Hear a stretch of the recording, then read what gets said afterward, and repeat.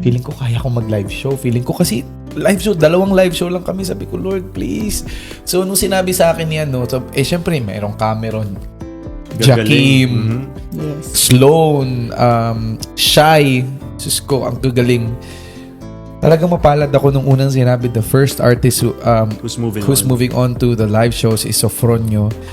Ay, salamat. Sabi ko, nakahinga ulit ako. Isa na naman. Yung kumbaga pa, hindi ka masyadong confident, pero yung hopeful ka na one round at a time na mapagtagumpayan mo. So, magandang araw mga kapolitika at welcome back dito sa ating YouTube channel.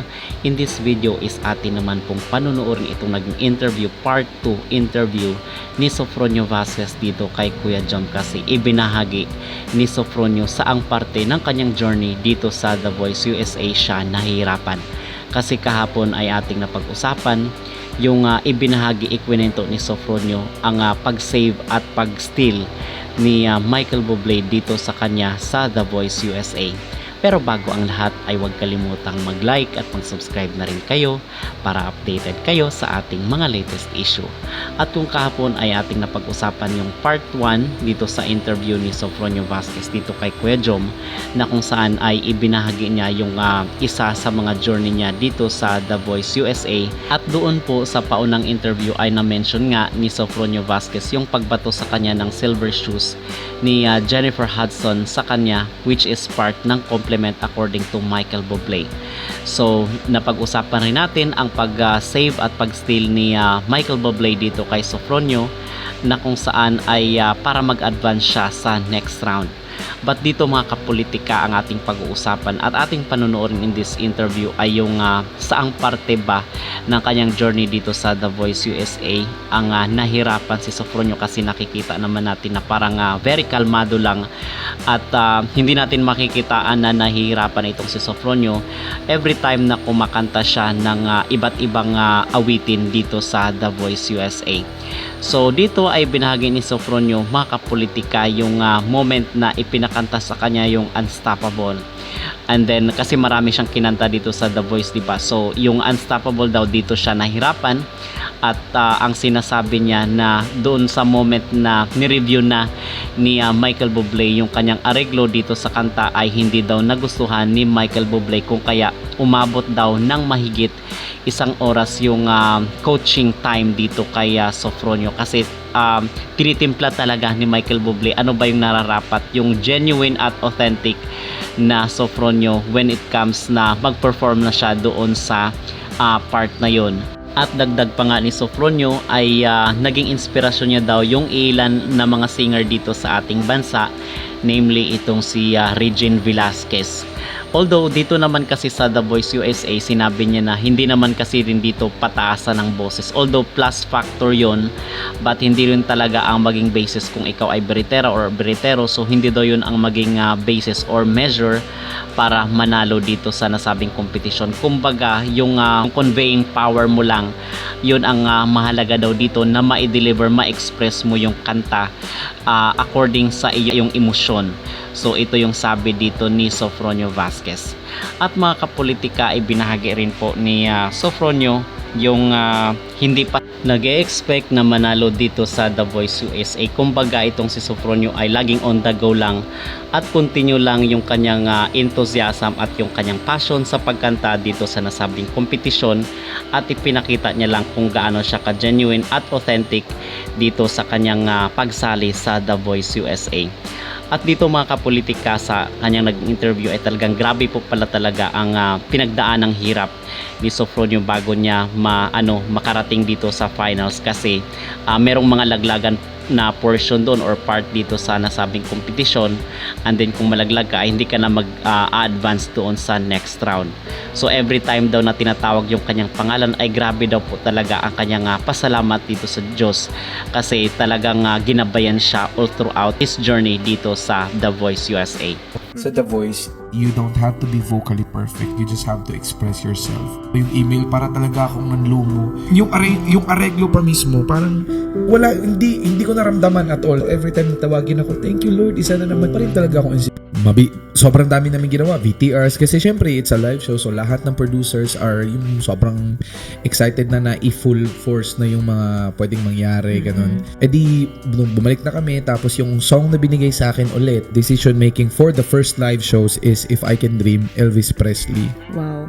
Alam mo, nakakatuwa no kuya kasi Michael and The Voice, lagi nilang ipinagkakatiwala sa'yo yung mga malalaking kanta, big songs dito sa Amerika. Like, top Crying songs, diba? is a big hit here in the US. If I Can Dream, yung You Crying. Don't Have to You Say Don't Love Have to Me. Say Love Me. Crying. Pag tinignan mo kasi yung charts, nandun siya sa top of the charts. Yes. Sa tapos yung taon kung saan yung era, tol ba silang nag-hit. Pero sa akin kasi, kumbaga, kung ako, sasali ako, kakanta ako ng mga bagong songs para yung connection ng tao, relate kagad sila.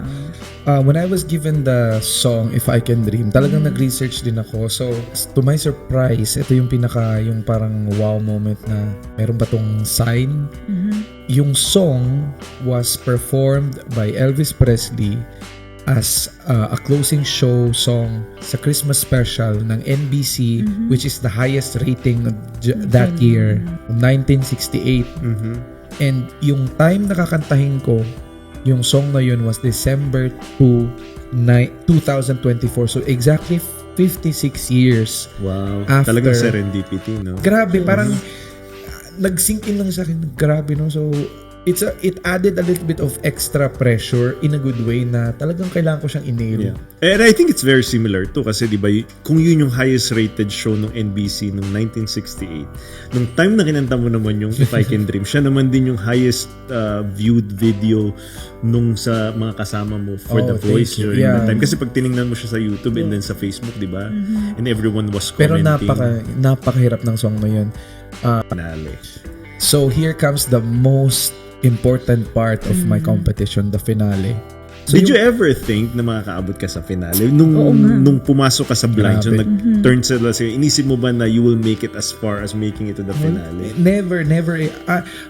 I was just hopeful. Kaya sinasabi ko nga, every round pinagdadasal ko na every time na tatawagin yung pangalan ko, hindi ko ba siya naisip na mananalo ako. Iniisip ko lang, sana. So every time natawagin ako, thank you Lord, isa na naman. Kumbaga, Na-check mo na naman na-check, yung box. dahan-dahan lang. Tapos syempre, kailangan ko ring aralin yung mga song to. So ngayon, bigyan na kami ng finale. Sabi sa akin na, okay, tonight, you will receive your finale songs. Tapos natanggap ko na naman yung song. Ano to? Ba't ganito yung song? Sinabi ko, Unstoppable. Kinabahan na naman ako. Bakit ganun? Parang confident si Michael Bublé na ibigay niya sa akin. Hindi ko naman wheelhouse yun. Kumbaga, hindi ko naman talagang forte yung sing and dance. Medyo Tapos, upbeat. Kasi nga, get pala, during the finale, we are told na we should have a contemporary song and a ballad song and an up-tempo and depende kung ano sa'yo, kung anong mas bago sa'yo. So, ang sa akin was, technically, both are contemporary. Yung isa ballad, A Million Dreams, yung isa Unstoppable ni Sia. Meron akong idea sa utak, sinabi ko sa musical director. So yung musical director, a day after, ang bilis nun eh. So tinawag kami as top 5. Kinabukasan, kanta kagad kami sa harap ni Michael Bublé. So wala ka ng time pahinga. Inisip ko lang, ano kayang areglo na gusto ko? Sabi ko, gusto ko ni medyo epic, ganun. Kinabukasan, tinugtog na ng musical director. Sabi ni Michael Bublé, hindi ko nagustuhan yung areglo at all. Sabi niya, gusto ko, masyadong naging pretentious na hindi naman si Sopronio to eh. So gusto niya ibalik sa kung saan ako. Iniisip ko, paano? Sabi niya, so ganito yung build up. So talaga, that was the most personal moment ko with Michael Bublé na talagang, kumbaga yung mentoring namin was supposed to be an hour.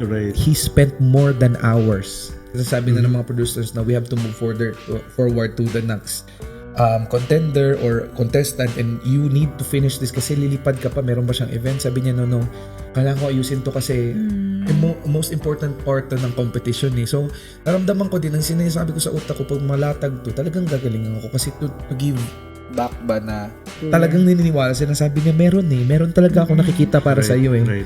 Finally, the song was made and then inareglo ng maayos. hindi ko pa nakita kung paano yung creatives kasi sa finale talagang meron kang specific na team na mag-arrange ng creatives mo. Kung ano yung visuals, ano yung fireworks, ano yung setup. Right.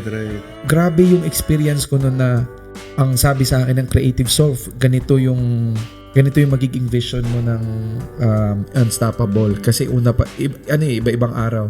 Sus, naiyak talaga ako nung una kong nakita kasi ang grabe yung parang diba? dati kumakanta lang ako sa yung mga kahit saan pero ngayon talagang parang ikaw yung big star, ikaw yung tas ang dami, ang ganda Tapos ng papanoorin ng wardrobe. millions of Americans, Oo. di ba? And plus international viewers. So kumbaga nag siya lahat, feeling ko talaga kaya mong manalo, sabi ko. Silent lang ako kasi kumbaga natatakot din ako ba, pinoprotect ko yung sarili ko na paano pag hindi. Ganun yung family ko dito, tapos hinag ko kayo hindi kami allowed na bumaba. So si Michael Bublé gusto niya siguro na ako ma-at ease ba kasi nga iniiyak-iyak talaga ako eh. Dinala niya ako, talagang thank you Coach Michael Bublé for being yung kumbaga hugging power ba na dinala niya ako dun sa family ko, tapos ikaw na yung winner. Ako na yung winner, tapos nagkaroon pa ng press, tapos sobra siyang genuine ba na kasi nga parang I look like a mess. Grabe yung iyak ko, parang siyempre kung interviewin ka kapangit naman nakita nila na sobrang yung mukha mo, pero sinabi niya na yung makeup artist niya, ayusin natin yung itsura ni Sofronio kasi ayoko naman na magmukha siyang wasted dun sa camera. Inayos niya. At yun po ang naging kabahagi ng interview ni Kuya Jom dito kay Sofronio Vasquez sa ating kababayan na nanalo dito sa The Voice USA. Talagang grabe po pala talaga ang ginawa ni Michael Bublé dito kay Sofronio na pag-aalaga hanggang sa finals, hanggang sa nanalo nga itong ating kababayan na si Sofronio Vasquez. Matatawag natin na parang roller coaster itong pinagdaanan dito ni Sofronio kasi sinabi niya na doon sa unang attempt na kanyang pag-audition is hindi siya natanggap, and then dito sa Pilipinas ay hindi rin siya nanalo dito sa tawag ng tanghalan, and then sa The Voice Philippines ay hindi rin nanalo itong si Sofronio Vasquez. So dito siya sa Amerika, yung unang attempt niya ay hindi siya natanggap, and then sa pangalawang attempt doon na siya tanggap. So parang roller coaster nga talaga itong buhay ni Sofronio Vasquez. Ito ay kwento mga kapolitika ng pagsisikap at talagang yung pananampalataya sa Diyos na kung saan ay along the way meron siyang mga rejections, and then merong mga down moments, and then here comes nanalo siya dito sa The Voice USA. At talagang inspiration po ito dito sa ating mga kababayan na nangangarap na mananalo dito sa mga international singing contest. Grabe po pala talaga mga kapolitika na pagtitingnan natin itong si Sofronio pag nag-perform ay parang easy lang sa kanya itong makanta, but behind closed door is grabe po ang mga trainings at yung mga rehearsal dito sa mga kinakanta nila, yung mga areglo kumbaga hindi natin ma-imagine. So ano ang yung maging reaction dito sa interview ni Sofronio sa kanyang pinagdaanan at yung kanyang sinasabi dito na kung saan is nahirapan siya? Mag-comment down below at huwag kalimutang mag-like at mag-subscribe na rin kayo para updated kayo sa ating mga latest issue.